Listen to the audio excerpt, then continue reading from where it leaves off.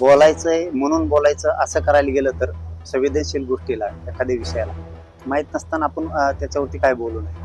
परंतु जर त्यांना काही शंका असेल तर चौकशी व्हायलाच पाहिजे ना. दादा एक चांगला माणूस होते तर ती चौकशी व्हायला पाहिजे. शिवाजी महाराजांच्या पुतळ्याच्या अनावरणासाठी आलेला आहात, काय सांगणार पहिली? मंगळवेढ्यामध्ये छत्रपती शिवरायांच्या शिवजयंतीच्या निमित्तानं तिथं उत्सव मोठा पार पडतोय. त्या निमित्तानं आज उद्घाटन पहिलं आहे. 19 फेब्रुवारी पर्यंत तो कार्यक्रम चालणार आहे. त्या निमित्तानं चाललोय. तुम्हालाही आणि महाराष्ट्रातल्या सगळ्या देशभरातल्या सगळ्या जनतेला शिवजयंतीच्या खूप खूप शुभेच्छा देतो. दादा, खरं तर अजितदादांचा जो अपघात झाला तो अपघात नसून घातपात आहे असं रोहित पवारांनी काल एक सविस्तर पत्रकार परिषद घेऊन सांगितलेले आहे. आपल्या या संदर्भातलं काय आकलन आहे, आपल्याला काही माहिती या संदर्भात आहे आणि रोहित पवारांच्या या मागणीकडे किंवा त्यांनी जी चौकशी करायची मागणी केली त्याला आपला कशा पद्धतीने पाठिंबा असेल? आता ते काय त्याबद्दलच आपण नाही सांगू शकत. बोलायचंय म्हणून बोलायचं असं करायला गेलं तर संवेदनशील गोष्टीला एखाद्या विषयाला माहीत नसताना आपण त्याच्यावरती काय बोलू नये. परंतु जर त्यांना काही शंका असेल तर चौकशी व्हायलाच पाहिजे ना. दादा एक चांगला माणूस होते तर ती चौकशी व्हायला पाहिजे. अजय महाराज बारसकर आपल्या विरोधात कोर्टात गेलेले आहेत, त्या संदर्भात काय म्हणणं आहे? आपण जे कोण गेलं? बारसकर जे आहेत हा, ते आपल्या विरोधात कोर्टात गेलेले आहेत. त्यांचं असं म्हणणं आहे की बदनामी झाली त्यांची सगळ्या. आपण जी भूमिका मांडली आपण आपल्या भूमिकेवरती ठाम. आणि हे कोण आहे पण? नाही मी विषय समजून घ्यायला, मी काय बोलायलो नाही. अजय महाराज बारसकर नावाचे एक व्यक्ती आहेत, त्यांच्यावर तुम्ही आरोप केले होते की 40 लाख रुपये फडणवीसांकडून घेतले आणि हा बलात्कारी आहे, हा व्यभिचारी आहे आणि त्या विरोधात ते पोलीस स्टेशनला गेले. पोलिसांनी दखल नाही घेतली म्हणून ते कोर्टातून त्यांनी आपल्या विरोधात गुन्हा दाखल केला आणि कोर्टाने आपल्याला समन्स काढलं होतं 10 तारखेचं. मात्र त्या समन्सला आपण न्यायदेव तर आमचा विश्वास आहे ना. न्यायदेव तर आम्हाला न्याय देईन ना. काय ते मला माहिती नाही ते कोण येईन काय असं कुणी जाऊ द्या. त्या विषयाला काय नाही. जातीचं कल्याण करायचं ते आपल्यासाठी महत्वाचं. जातीचं वाटोळ करणाऱ्याकडे लक्ष नाही द्यायचं. आपण जो जातीचं लेकरांना भविष्यापासून वंचित ठेवतो, अन्न पाण्यापासून वंचित ठेवतो, त्याच्या अस्तित्व उद्ध्वस्त करतो, अशाला कोणकडे ध्यान नाही द्यायचं. आपल्या समाजासाठी आपल्याला किती करता येईल. गर्दी असलं तरी तितकंच करायचं, गर्दी नसलं तरी तितकंच करायचं. याला म्हणताय जातीवरचं प्रेम. मी ते काम करतो. ती कुठे आता काढू करतात असं ते न्यायदेवते जर गेलं असेल, न्यायदेव तर देईल ना. वकील बांधव त्यांना आपल्याला सांगितलं कोर्टात हजर व्हायला 2 तारखेला आपण गेला नाही, तसं त्यांचं म्हणणं आहे. त्याचं म्हणणं याचं म्हणणं आहे. वकील साहेब जातील ना आमचे. न्यायदेवते पुढे उभं राहते ना. त्याचं काही म्हणणं असं कोण येईन काय आहे ते कोणाला वेळ द्यायचा आणि समाजाचं काय करू. माझ्या यांना कोण येत नाही, यांना सगळ्यांना मिळून हे कोण कोण येत ना 10-15 जण राज्यातले, यांना माझा विनाकारण वेळ वायाला घालायचा आहे. मला समाजासाठी लढाई लढतो त्या लढाईपासून लांब ठेवायचंय. काही काहींचं असं म्हणणं आहे 2 वर्षापासून. तुम्ही बरेचसे पत्रकार अंतरवाली आले, आता ते विषय काढलाच नाही, मला काढायचाच नव्हता. बरेचशांचं म्हणणं आहे ह्यो जवळच्याला पुढे जाऊन देत नाही, त्यांना मोठं होऊन देत नाही, त्यांना सुधरून देत नाही, त्यांना काय म्हणतात काय आणखीन काहीतरी म्हणतात. तुम्हाला मोठं होऊन नेमकं करायचंय का तेच सांगा मला आधी. तुम्ही म्हणता ना आसपासचे जवळचे मोठे होऊन देत नाहीत. 6 कोटी मराठी मावळे नाहीत काय? ते म्हणजे आम्ही मावळे येत, आम्हाला मोठंच होऊन देत नाही. तुम्हाला मोठं होणं म्हणजे तुमचं म्हणणं काय माहितीये का?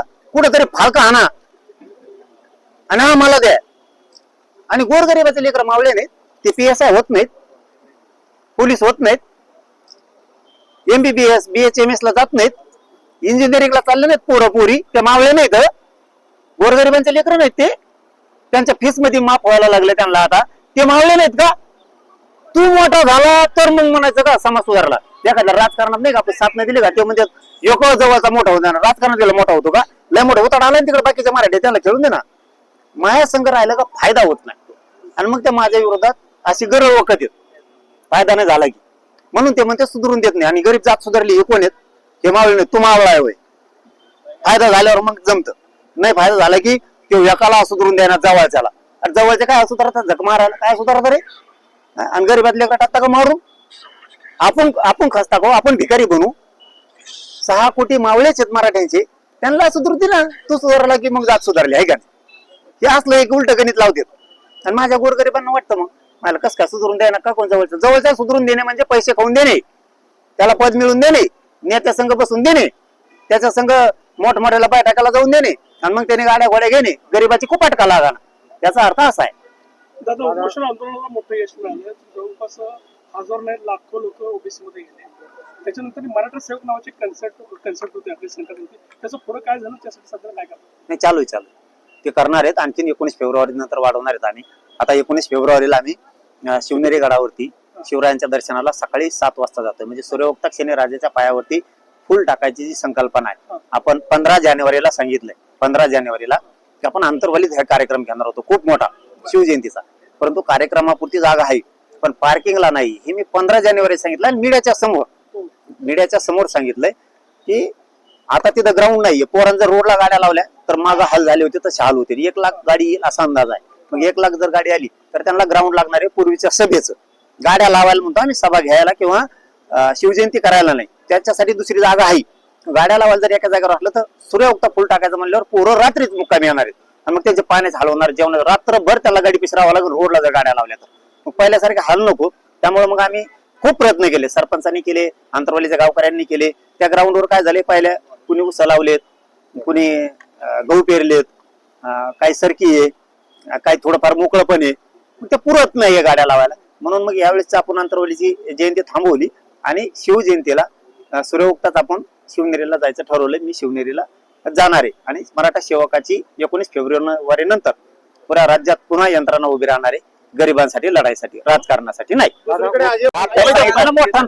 फडणवीसांकडून पैसे अरे मग तसे लोकात चर्चा आहे ना, कोण आहे काय लोकात चर्चा आहे. लोकांनी सांगितलं घेतले. तुम्ही ठाम आहात अजून पण ते पैसे घेत. अरे मी केला का नाही हेच माझ्या ध्यानात नाही. ते कुंकड बरत असं कोण आहे काय केला का नाही मला माहित नाही. लोकात चर्चा असते आता. लोकात चर्चा काय असते आता, लोकात चर्चा असतात यांनी इतके पैसे खाल्ले, तितके पैसे खाल्ले असं त्यातलंच हे कुणीतरी लोकातल्या चर्चेत म्हणले असते किंवा म्हणलो का नाही हेच मला माहित नाही. तुम्हाला माहितच नाही व्यक्ती कोण आहे हे माहितच नाही तुम्हाला? नाही माझ्या नाव ध्यानात आहे ना. तुम्ही मला आठवण करून द्या, मी लगेच हा म्हणतो. पुन्हा बी ध्यानात आहे ना माझ्या. दादा कोण आहे मला आठवण द्या म्हणतो, आठवण नाही बोलत राहू मी. दादा ते बच्चू कडू संघ, बच्चू भाऊ कडू संघ आलेला तेव का, तेच का पीएम म्हणून आलेला? अरे त्याचं काय कथा महाराजाला मी काय बोलले तुम्ही महाराज म्हणायला, तुम्ही महाराज शब्द वापरायलात मला. त्याने मला बच्चू भाऊ कडू संघ पीएम म्हणून आलेला तेच का दलाल?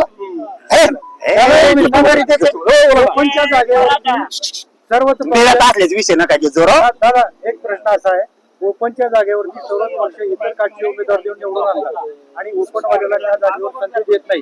हे आमच्या सोलापूरमध्ये पण घडले आणि महाराष्ट्रात झालेल्या निवडणुकांमध्ये पण घडले. तिथेही मराठ्यांना संधी मिळत नाही. माझं असं त्याच्याबद्दल म्हणणं आहे, ओपनच्या जागेवर सुद्धा मराठ्याला लढू देत नाहीत हे जो तुमचा प्रश्न आहे, मला वाटतं ते चांगलं आहे. त्याच्याशिवाय माझ्या मराठीचे डोळे उघडणार नाही. त्याच्याशिवाय उघडणार नाही त्यांचे डोळे. कारण यांच्या भोळेपणामुळे मराठ्यांचं वाटलं झालं. इथून पाठीमागं 1967 पासून आतापर्यंत दिलेलं आरक्षण, 1994 ला दिलेलं आरक्षण, त्यावेळेस सुद्धा यांनी शासनातल्या आणि प्रशासनातल्या दोन्हीतल्या जागा घेतल्यात. ओबीसीच्या पण, ओपन मध्ये येऊन पण आणि वेगळा प्रवर्ग तयार करून पण यांनीच जागा घेतल्यात. मराठ्यांना त्यावेळेस कळलं नाही. उदाहरणार्थ आम्हाला ओपन 50% जागा आहेत, यांनी तिकडे 52% आरक्षण यांना, त्यातल्या 52% जागा खाल्ल्या. तिकडून सोडून दिलं, ओपन मध्ये 30% खाल्ल्या, म्हणजे आम्हाला 20% राहिल्या. आमचे पोरं नोकऱ्यात शिक्षणात याच्यामुळे गेले नाही. आताशी आमच्या लोकांचं आता डोकं उघडायला लागले. यांनी 52% जागा ओबीसी आरक्षणाच्या खाल्ल्या, 50% आरक्षणात ओपन मध्ये पण आले, त्याच्यात 30% पेक्षा जास्त खाल्ल्या. आणि मग आमच्या सगळ्या ओपन मध्ये म्हणजे मराठा, मुस्लिम, ब्राह्मण, मारुडी काय काय त्या जाती राहिल्यात 20% राहिल्या, त्यात आमच्या वाट्याला काहीच नाही आलं. म्हणून आमची वाताहत आणि वाटोळं जे झालं ना त्यामुळे झालेलं आहे. आता आमच्या आता लक्षात आलंय, आपल्याला जागा शिक्षणातल्या नोकरीतल्या कमवून मिळाल्या नाही. दुसरं कसं पाहायला मिळालं या निवडणुकांमध्ये, नगरपंचायत असेल, महापालिका, जिल्हा परिषद, जे कुणबी दाखल्यावरती ओबीसी मधून उभा राहिले त्यांना ठरवून पाडलं गेलं असा एक आरोप समोर येतोय. म्हणजे कुणबी, कोणाला ठरवून पाडले? कुणबी जातीचे जे उमेदवार उभे राहिले ओबीसीच्या कॅटेगरीतून, त्यांना ठरवून पाडलं गेलं आणि त्याला तिथल्या स्थानिक त्याच पक्षातल्या नेत्यांनी त्याला बळ दिलं गेलं. कुठेतरी समाजासाठी काय नक्की आपला मेसेज असणार आहे या सगळ्या? समाजाने विचार करायला पाहिजे पुढच्या काळात सुद्धा. आपलं शेवटी आपलं असतं, दुसरे कामाला येत नाहीत. इथून पाठीमागं झालेल्या चुका किंवा इथून कुठेतरी भरून काढा. पुन्हा पुन्हा तेच करून आपल्या लेकरा बाळाचं 6 कोटी जातीचं वाटलं नका करू.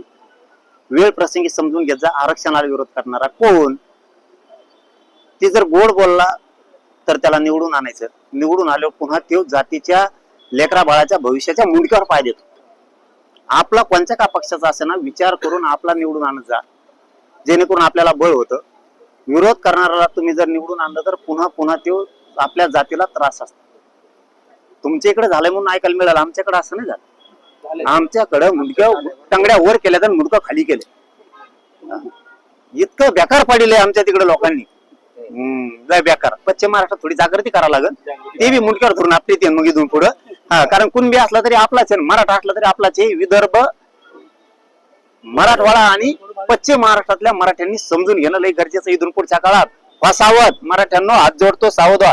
लेकरं शिकवा, आरक्षण घ्या, मोठे करा, त्यांना नोकरीत जाऊ द्या, शिक्षणात जाऊ द्या. आणि कुठं आपलं उभं राहिलं तर एक विचारानं मतदान करून पाडी जा.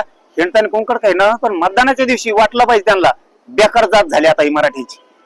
दुसऱ्याचं कवर गुणगान एवढं चटक भर मतदानावर सुद्धा ते एखाद्या आपल्याला पाडी देत. त्याला ध्यानात ठेवायचं आयुष्यभर. याने आपला पाडला होता, याला आता मुंडक्यावर टाकायचं. धन्यवाद. छत्रपती भुवनची संकल्पना आहे आपली. नाही, त्याच्यावरती राज्याची बैठक घेऊन ठरवू. चलो, धन्यवाद.